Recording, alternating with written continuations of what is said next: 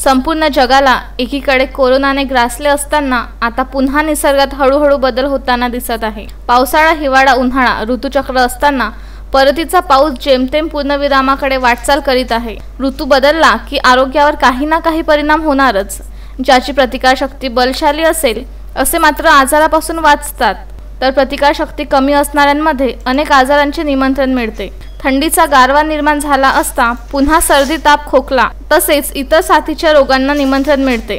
अशा परिस्थितीत लहान मुलांवर जास्त परिणाम जाणवल्याने आता जिल्हा सामान्य वार्ड क्रमांक 5 फुल झालेला आढळून आला। ना भूतो न भविष्यती ची प्रचिती या कोरोनाने झाली आहे।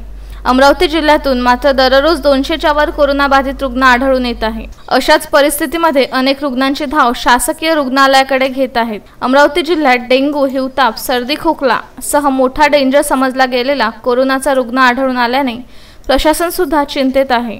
मात्र संसर्गापासून बचाव होण्याकरिता मास्क, सॅनिटायझरची नियमावली शासनाने लागू केली आहे, परंतु जिल्हा सामान्य रुग्णालयाचे काय? फक्त कोरोनापासून बचाव होण्याकरिता भिंती फलकावर जाहिराती लावल्या, मग आपल्या रुग्णालयात सॅनिटायझरचा अभाव का?